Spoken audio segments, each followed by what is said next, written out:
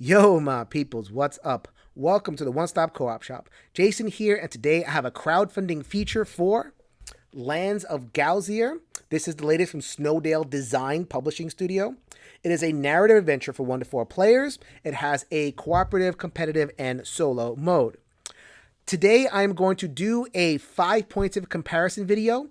We all have story-based games, so how does this compare to other story-based games that may be in your collection? I would like to run through 5 points of comparison so that you can make the determination whether this is the game for you. All right, so for my 5th point, I would like to articulate in a high-level way, in general, what kind of gamer I think would get maximum enjoyment out of Lands of Galzyr. I'd like to do so through the lens of the player area. As you can see, a very, very simple layout. You have your basic character, you have your items and that kind of thing, but for the most part, this game is about the dice. This is the main way in which you're going to be interacting with the game. These are custom dice. They correspond to 6 skills that you have, perception and fight and that kind of thing. As you roll, you are going to be matching the dice to the kind of challenge. Depending on your training, you can swap in specialist dice to increase your chances. But in terms of mitigation, that's about what you're going to get. And you are according to the story, you're going to take, if you get lots of successes or 0 successes, that's what the game presents you, and you're going to keep on moving through the story. Now, there are going to be gamers that enjoy the hand management, combos, dice mitigation. That kind of game experience is not here in Lands of Galzyr. I wanted to make that very clear. In addition, the game does not offer a leveling system like you would see in an advanced dungeon crawler, like a Descent or that style of game. Limited slots for items. Those items are going to come in and they're going to come out. You're going to get characters that, as you can see, they're going to come, but then in a couple of rounds, they're going to go. So it's more of a kinetic flow through as opposed to a building up. So for my point number 4, I'd like to talk about the overall tone of Lands of Galzyr. If I had to sum it up in one word, it would be whimsical. So these are not final components. These are prototypes that I was sent for the purposes of this video. But some kind of gazette like this one, Welcome to Galzyr, Land of Excitement and Adventure, will definitely come in the final product. As you can see, it is an anthropomorphic animal world.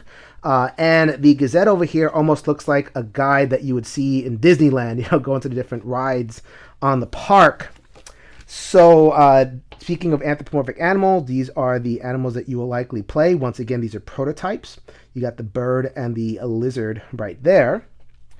This stands out among storytelling games in the field. You have a decent amount of story games such as Destinies or the graphic novel Adventures that go in a grimdark or otherwise adult sensibility. You also have your Legacies of Dragonholt, which go into a kind of high fantasy area, a product in the Terranoff world or other areas. Here, you are definitely going to get a interesting, unique, wholly original world from the designer Sammy Lasco.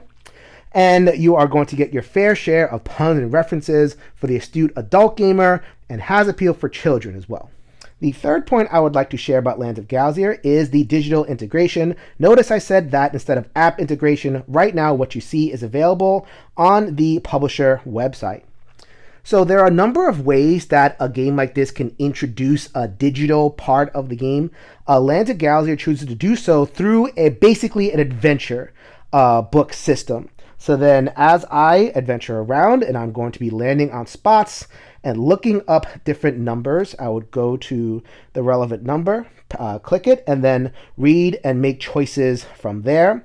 I'm going to go through this a little bit fast so I avoid spoilers. But there will be challenges and dice rolls and different story elements that come through here, but much of the action is going to occur on the board. I'm going to compare that to a game of Destinies from Lucky Duck Games, where much of the board is actually represented in the app itself. This has its pluses and minuses. In a game that has this kind of integration, a lot of the tracking, a lot more of the game occurs in the screen, so the criticism has been articulated that much of the game occurs in the screen. Do we need the board?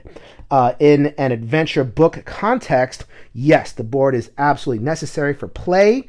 So the adventure book acts as a companion. Point number 2 about Lands of Galzyr is the genuinely open world. So here is my character. I have chosen a hypothetical starting spot, and here are some quest markers that correspond to 3 quests that you may begin with in a so-called bulletin board. Point I want to make here is that from the beginning, Lands of Galzyr invites you to go wherever you want. It is not like a lot of adventure games in the sense that it pushes you in a general way and gives you kind of optional side quests to go through. Think of Sword and Sorcery, where you can go through to an extra room and have an adventure, but then it funnels you down into the main corridor, which is fine. But Lands of Galzyr has taken that and blown it up and said, you know what, you want to go to Maratu? Go. You want to go to Sarawar? Go. You will have a different adventure, not a worse or a better one. The game invites exploration. There is a central story, and as you progress through the story, it will unfold and it will begin to cohere as you play the game. But especially in terms of its invitation into the game, it leaves it open to have lots of different adventures. Choices up to you. And my point number 1, what I think is the most exciting aspect of Lands of Galzyr, is the evolving world.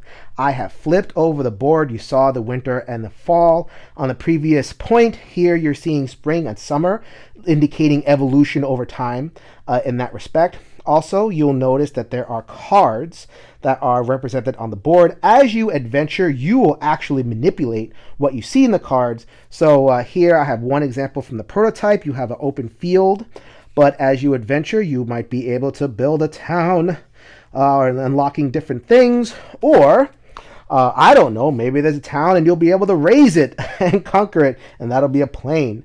That is not a spoiler, that is just hypothetical. There is an entire row of cards. Then this is just prototype. There will be lots more included in the final product. Think a game like Seventh Continent with its evolving card-based world, and you were able to swap out cards as the land changed. But instead of the survival motif of a Seventh Continent, here it is high adventure, like I said before, very whimsical. So if you are looking for not necessarily that game that will give you the personal level ups, but evolve the world, and as you do so, you'll create emotional connection to what is going on. If you're looking for that kind of experience, then Lands of Galzyr might be for you. So that's my 5 points of comparison for Lands of Galzyr, comparing it to games with which you might be familiar, so that you can make an informed backing decision. This is Jason reminding you that we'll see you at the next stop.